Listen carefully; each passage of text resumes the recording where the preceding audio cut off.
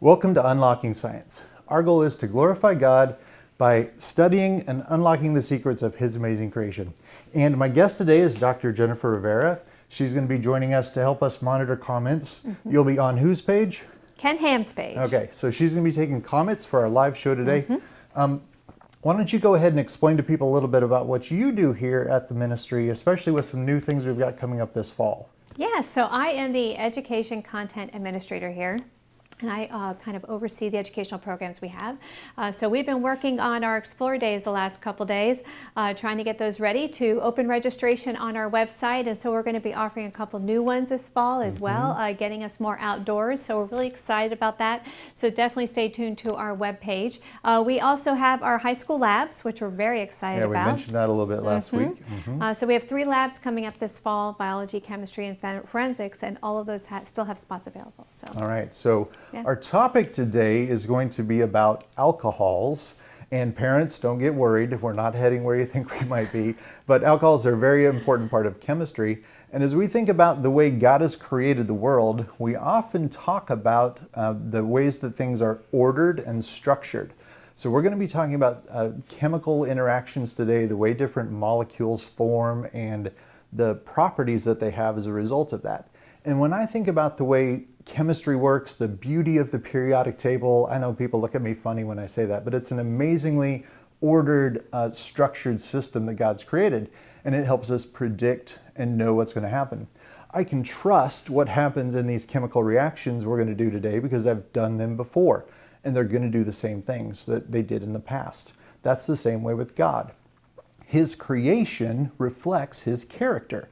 He's a God who doesn't change, and the way He organized the world in the beginning is the way it is today. Of course, we have to take in the concept of the fall and sin entering and corrupting those things. But as we talk about chemical interactions, I could have done this experiment 100 years ago, 1,000 years ago, several thousand years ago, and it still would have worked the same way because God's created these things the same. All right, so we're going to be engaging in some topics about looking at molecular structures and things, but we'll try to keep it simple. So follow along. If you've got any questions as we go, we'll be monitoring those on Ken's Facebook page. Okay, so the term alcohol is a broad category of molecules that we talk about in chemistry. And in general, it's a carbon compound. So it's got carbon as its basis, and then it has hydrogens sticking off of that. And then it has what we call a functional group. So in chemistry, we're always talking about these different functional groups that do different types of things.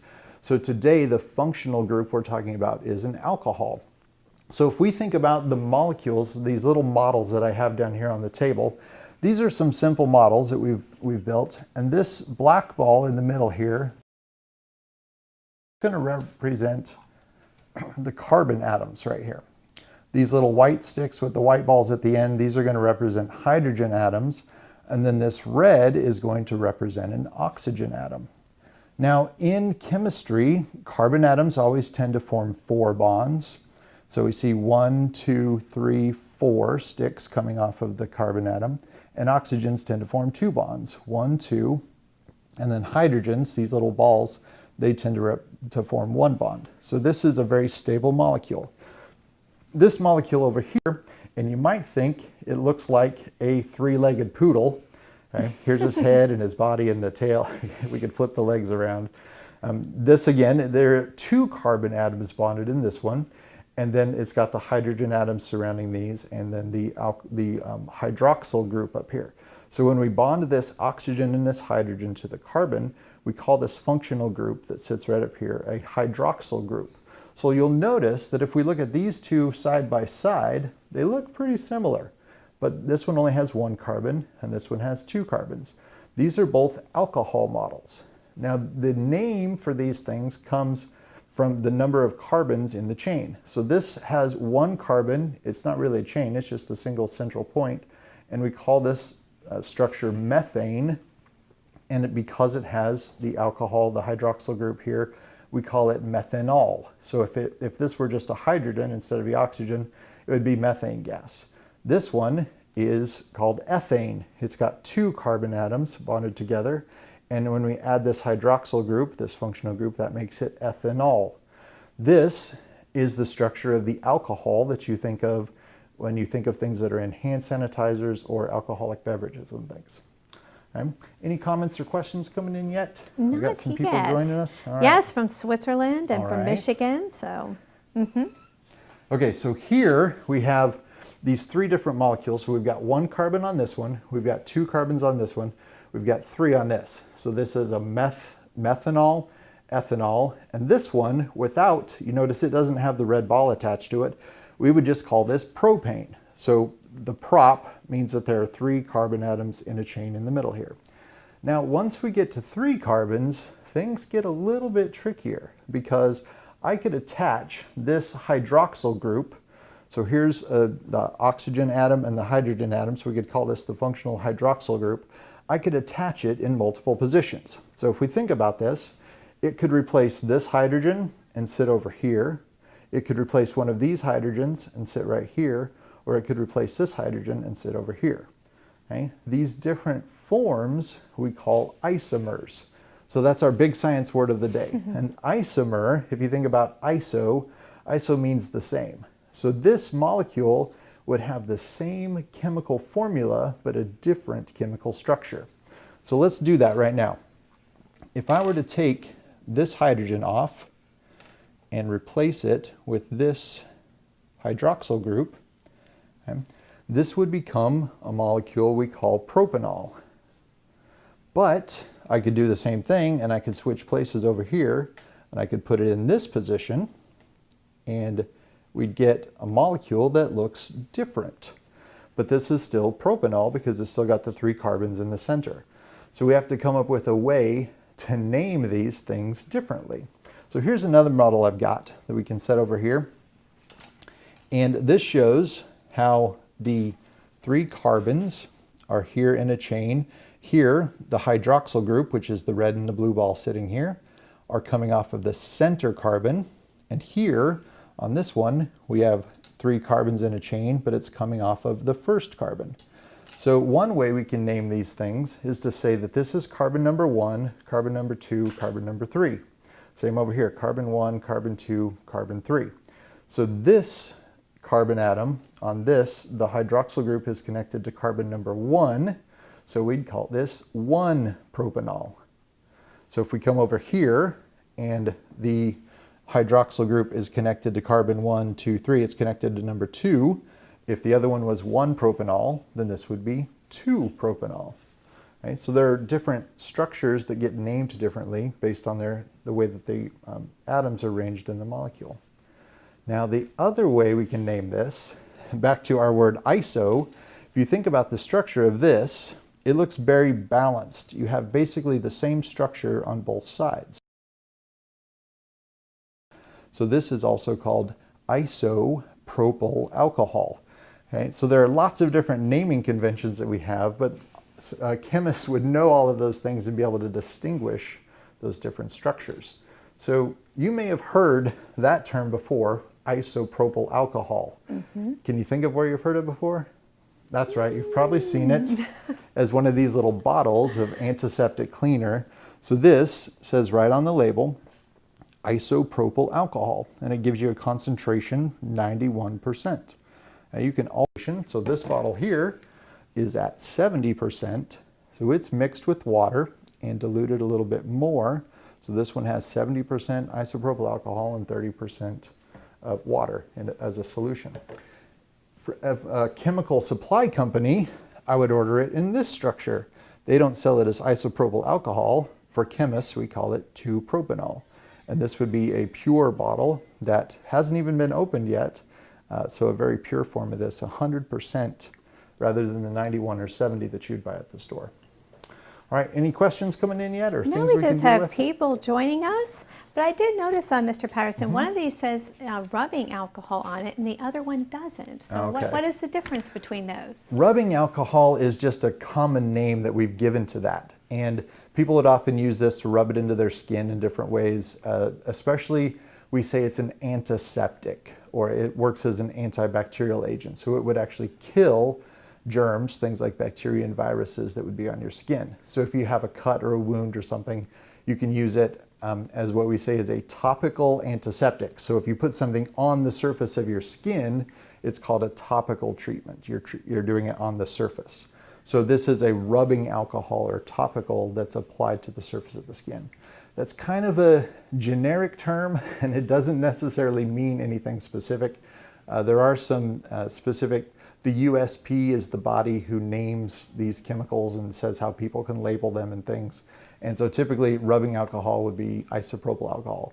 But in other countries, they'll get named different things. So in Europe, you might find rubbing alcohol, but it might be ethanol with methanol mixed in it, and those types of things. All right, we did get a good question. Okay. Isabella asked, what's the difference between rubbing alcohol and the alcohol people drink? Why can you ingest one but not the other? Okay, so that's a very important point. So I've got a bottle here of methanol, which matches this molecule. Let me move these guys out of the way.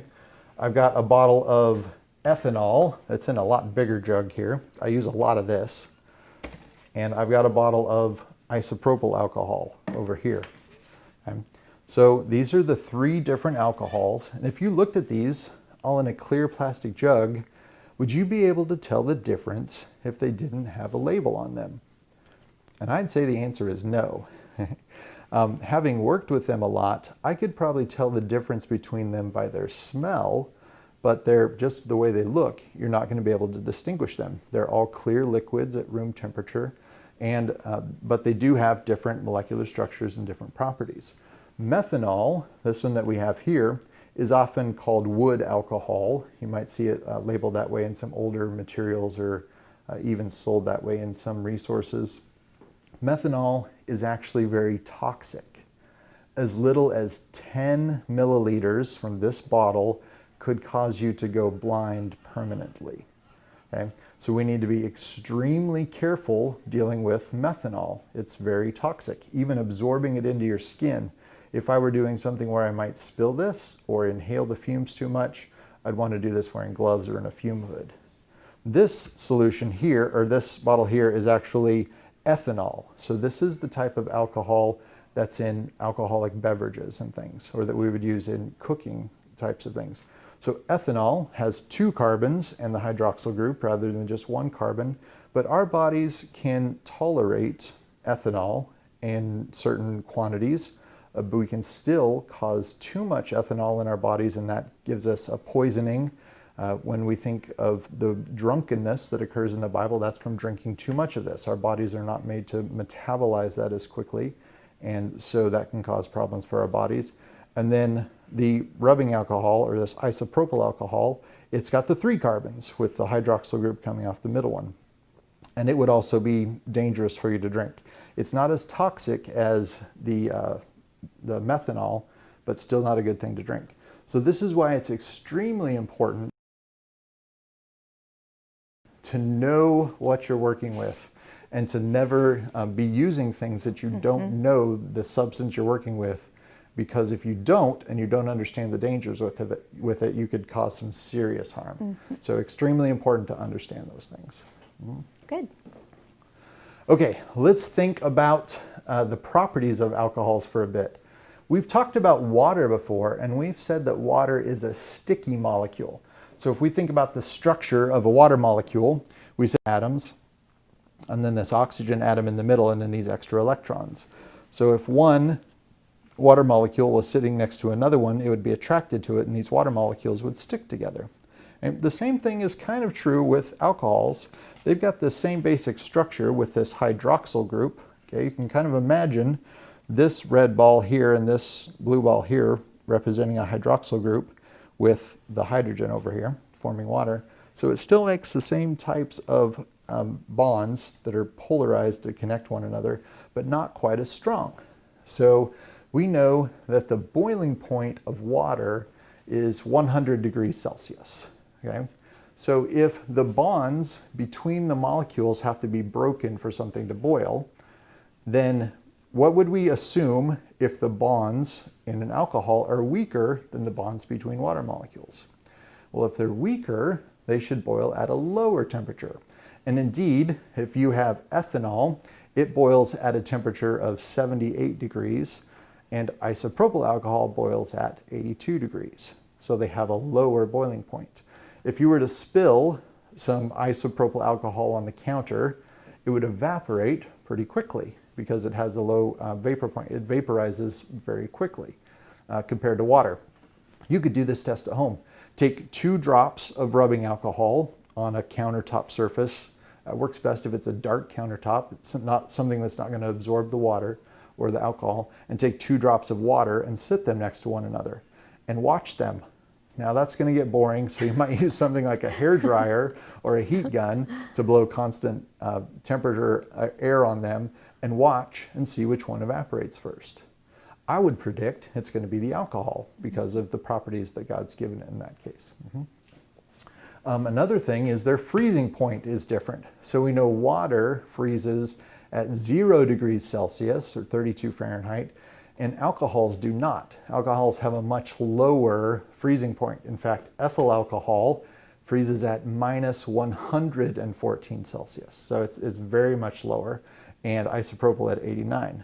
So another experiment you could do, you can make your own ice packs. Okay? If you were to just take a freezer bag and fill it full of water and put it in the freezer, you got to leave a little room for expansion. I was gonna say, Maybe you put 3 cups of water inside of a quart freezer bag and then zipped it up and put it in the freezer. It would have room for expansion, but it'd just be a solid block. That's not going to work very well for when I come back from disc golfing and I need something to wrap around my knee because it's just a solid block of ice. But if you add about 2 3/4 cups or 2.5 cups of water and about a half cup of rubbing alcohol, the isopropyl alcohol, the alcohol won't freeze, but the water will.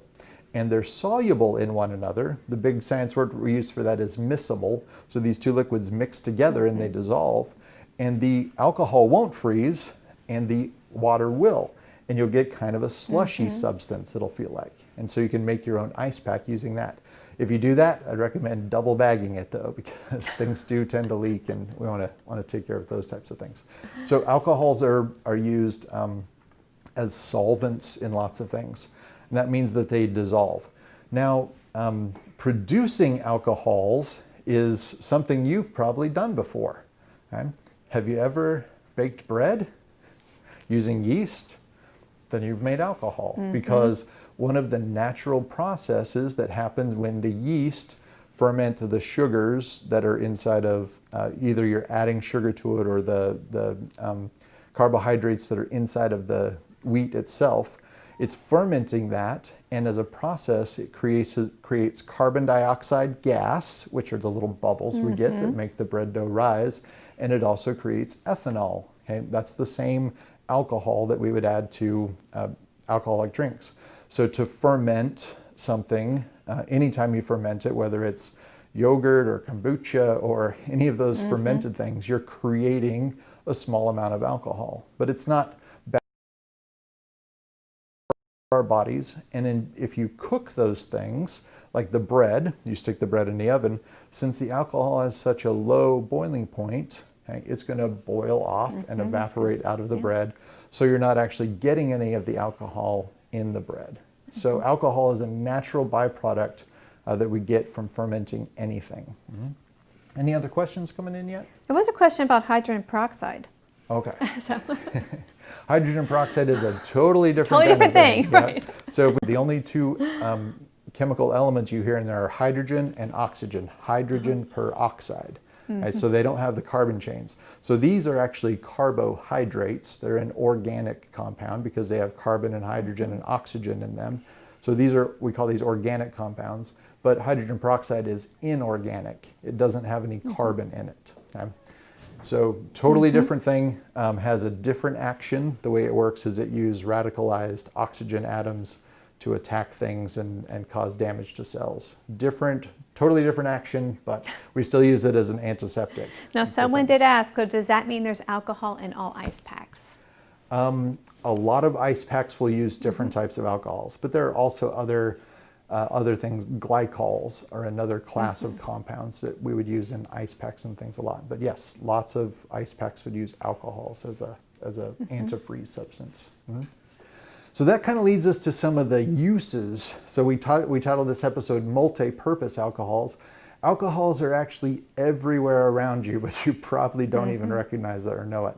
So when we think about going to the store and buying a solvent, you might go to the paint store, the hardware store, you're buying solvents that would dissolve paints and those types of things. Sometimes those are petroleum based. We call those mineral spirits, is a type of dissolving agent you can buy. But if you just buy general spirits, or what's often labeled as denatured spirits, that's probably just alcohol, ethanol, that's used to dissolve lots of things. So if you were to take one of those and drink it, even though it's ethanol, what they actually do is they add a little bit of methanol to it. So if I add this toxic chemical to this safe chemical, it actually makes the safe chemical toxic. And that way people don't abuse those things and use them in inappropriate ways. So the things that we buy in a hardware store are not intended to drink, and they're indeed very toxic. So if you ever see something labeled denatured alcohol, that means it's toxic for your body and you should stay far away from it. And there are dangers with ethanol, with regular alcohol anyway. So it's not something we should be consuming in any type of large quantities for sure. Let me know if any questions come in. Yes, what would happen if the poison one was put in the freezer or heat? They're asking. I did not look up the exact melting point of that one, but I'd assume it's very low as well, so it would not freeze. So just based on the molecular structures, I guess it'd be somewhere around 130 below zero, so very, very cold to be able to freeze that. So you couldn't have ethanol ice. That wouldn't work very well. It'd have to be too cold for that types of things. Another way that you use alcohols every day are in pens. So if you think about the odor that you smell when you open a pen cap, and you can smell that odor is probably an alcohol that's being used to dissolve the ink and hold it inside of a little fiber filament there. And then when we smear it on the paper, we actually leave a trail of that solution behind. And then what's going to happen to the alcohol? It's going to vaporize and float away up into the air. And that's why if you've used whiteboard markers or something like that for too long, you can kind of smell that smell in the air. And you want to use those in well-ventilated areas usually. So what I've done here is a little trick. I used this dry erase marker to write the letter B. I don't know why I chose B. I was going to say, what does B stand for? I should have chosen P for Mr. P. Yeah. But I wrote the letter B here, and the alcohol is all evaporated away, and it's left behind this residue. I'm going to use a little wash bottle, and we're going to add water around the perimeter here. Something you could do at home if you have a little saucer or even a small serving plate. And you can see there, as I loosen this up, the residue that's left behind can actually get it to kind of float. Get that squirted up underneath of there. And that residue is actually floating on the surface of the water. And I can move it around now. So that residue got left behind because the alcohol evaporated away and left the dye solution that we see there. So I could totally move that around and manipulate it now. You can almost make the B a P, see? Now it's a P. Now, okay, there you go. We'll rip that open. Now it's a P. Turn that around that way. So there we made it a P. Awesome. So alcohols have very good uses, and that's a useful thing that we can do with alcohols to take advantage of those properties that God's made in them to do different things. If you've ever used perfumes or colognes, hey, they're usually an alcohol base. You put them on and you daub them on, and then the alcohol evaporates away and it leaves the scent. If you've used hand sanitizers, this is a little tiny one I keep in my briefcase. You put that on, it's usually got 90% alcohol or so, and some other gelling agents and sometimes aloe and things. You rub that on, it works as an antibacterial, and then the alcohol evaporates away. You don't have to dry your hands after you use hand sanitizer like you do water because it's alcohol and it evaporates away. Mouthwash, if you use mouthwash, those things are actually alcohols that are used inside of those, and that's kind of the stinging sensation that you get in your mouth is that alcohol, usually ethanol, but there are other things that are used too, and that produces those antiseptic, so antibiotic effects that kill the bacteria in your mouth and help to clean our mouth, like those things. Adhesives. Lots of adhesives are alcohol-based. So if you smell the fumes from adhesives, sometimes that will be an alcohol odor that you're smelling. So you can squirt this on a piece of wood and stick something to it, and the alcohol will evaporate away and leave behind that matrix of whatever the adhesive substance is and work that way. Ladies, have you ever had your mascara tube dry up and they get all dry and crusty? Don't throw them away. Add 3 or 4 drops of rubbing alcohol and remix it, because what's probably happened is the seal is loose or something, and the alcohol that's dissolving those things has evaporated away. Yeah. So you can refresh those things. Lots of times when we think of things drying out and not being usable, that's what's happening in those cases. So another way these get used, you can go to the store and you can buy different products that are used as fuel antifreeze. So I grew up out west, where when I lived in Montana in college, it'd get minus 40 degrees every once in a while. And that would just freeze up your car and the fuel lines. And if there's any little bit of water in the gas from condensation and things, that'll freeze the fuel lines. So you can add isopropyl alcohol or methanol. They're sold as different additives for fuels to help antifreeze those things. And even for diesel tanks, that was one of the questions. Oh, okay. Yeah, was on any. Well, they just said, so that is what antifreeze is made out of, that they were asking about. Okay, so the antifreeze that goes in your engine is probably propylene glycol. That's one of the glycol antifreezes. These are that doesn't burn, but this is very flammable.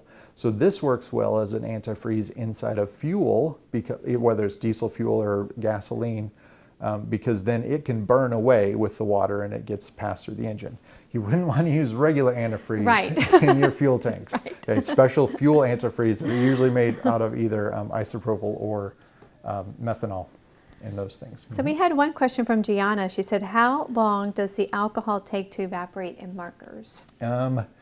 If you leave the cap off, it really depends on how warm the air is, how humid the air is, how much air is moving by, a lot of factors. But I would say if you left something like a permanent Sharpie type marker out, it'd probably dry out in 6 or 8 hours. I was going to say, it doesn't take very long usually. Yeah, if you left the cap off of it. But then again, if you want to rejuvenate it, you could just add a little bit of alcohol. Now, it might not be the same alcohol they're using in the factory, so it might not give you the exact same effect, but you can do some of those things. I mentioned cooking. We use alcohol in cooking to flavor foods a lot. So you might have a recipe for a rum cake or a rum raisin cake. You're going to use rum alcohol in the cake, and as the cake bakes, the alcohol goes away, so we don't get the intoxicating effects of ethanol that we want to try to avoid, but we do get the flavors that are left behind. If you cook flambe style, if you've ever seen a chef cooking on a plate and they'll tip it over to the burner and it ignites and flashes up a big fire. Okay, those are alcohols that they're putting on there. Marsala, if you order marsala chicken, that's got wine, but then it's cooked off in the process to give the flavor. Or my favorite dessert, tiramisu. Tiramisu. Oh, okay, my favorite. So those are all ways that cooking involves alcohol in a lot of different ways. Another way we can cook with alcohol, and this is where things get exciting. There's fire coming up, so don't run away. We can use alcohol as a fuel, and last night I threw together this little project of an alcohol stove. Now, we're going to start some things on fire, so Dr. Rivera and I are going to put our safety glasses on. Safety first. And we have our fire extinguisher right across the room, so we're safe with all of those things ready to go. And we're going to light this little alcohol stove on fire. Would you mind going ahead and hitting the lights for me, Dr. Rivera? Sure. And I'm going to prime this a little bit by using a little bit of this isopropyl alcohol around the edge, just to get it going. I filled this up with ethanol, but you can see there that we're getting some burn happening. Now I've got a little hole down around the side and little tiny holes that are poked around the edge here. It usually takes a minute. We've got to heat up the stove and pressurize it to force some of that gas out of those ports up above. And I don't know if we're getting any little flames out of there yet. Oh, of course. See, when I prepped it earlier, everything worked just great. But you can still see the blue flame probably down around the bottom. It's a little bit hard to see alcohol flames, and they can hide sometimes. But as that heats up and pressurizes the alcohol that we have inside of the can, these little ports, I was getting like 3-inch flames just before we went live, of course. These alcohol inside of here will vaporize and come out of these little ports up at the top. And we're not getting any of that. We're going to kill the stove real quick.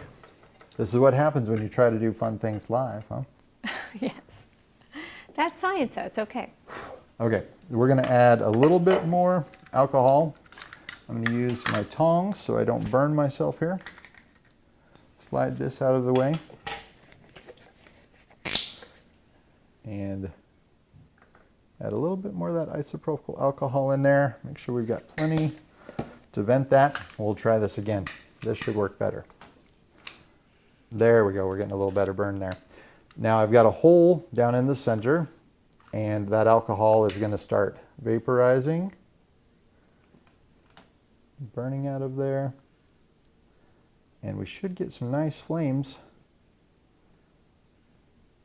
shooting out of these.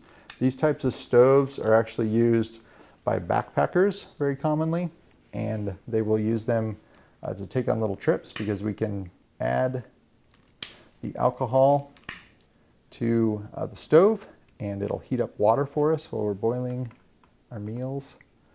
Oh, it must have all evaporated away while I was doing the other, all the other fun things we were looking at. Let's see if we got any questions. I'll fill this up and try it one more time. Then we've got one question here. Is it true that you can leave hand sanitizer in your hot car and it will catch on fire? Because it has alcohol in it. The problem with that idea is that you would need an ignition source or some type of spark. What would happen inside of a closed container like this is you'd get vapor built up inside the container and it could pop the lid off or something. But you'd need some ignition source, some type of a spark or something to actually cause it to start burning. So I would not expect that to happen inside of a vehicle. All right, we're going to try this one more time. And again, this is just regular 91% isopropyl alcohol. Yeah, as much as that's absorbing, it all evaporated while we were hanging out. Okay. There, we're getting a good flame. Okay, so this flame will heat up and burn inside of all of the fuel that's inside of there. And it'll start creating little jets that'll look just like this flame coming out of all of these little ports. That's a great compact size though to take with you if you're camping. I just made this out of some 2 pop cans. I cut the bottoms off of both of them. It's packed with, oh no, we got too much on the counter there. I'm gonna wipe that away so that doesn't catch on fire. We're going big. You often have to prime these stoves. You've got to heat the whole canister to get vapor. These flames, there we can see the good flames. The cameraman's getting scared. There you go. These are the flames that'll be coming out of these ports. And as this heats up and vaporizes, we're going to slide the penny back over our center port. And now we can see how the vapor is being forced out of those. And the flames are actually standing up. They're not burning right next to the can. They're actually standing up a little bit.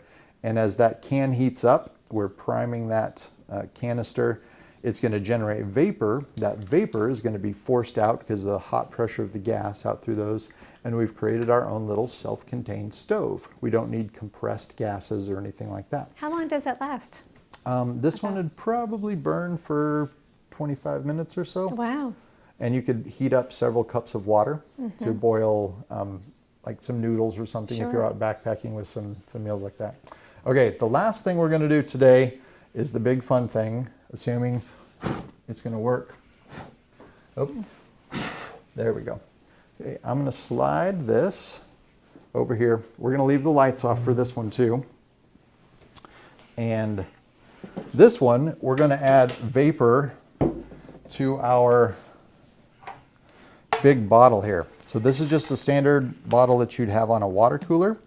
I'm going to add some of our ethanol into here. And we're going to try and get it to vaporize. Now you saw that when I just dumped the alcohol on the canister, it actually burned at the surface, but just kind of slow. It wasn't very explosive. It was a very slow, controlled burn. What we're going to try to do here is we're going to try and swish this alcohol around inside of this bottle, and we're going to try and get just the alcohol vapors inside of here. Okay? So we've got lots of vapors, and then I'm going to dump all of the liquid excess out, and I can hear and feel pressure already forming as I do that, as the alcohol is evaporating off. We're going to dump all of this out of here. We're going to let that sit for a minute.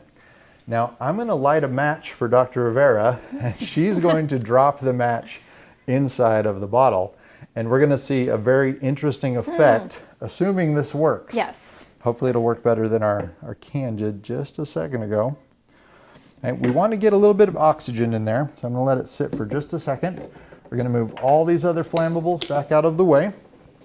Make sure we got safe distance there. And we ready?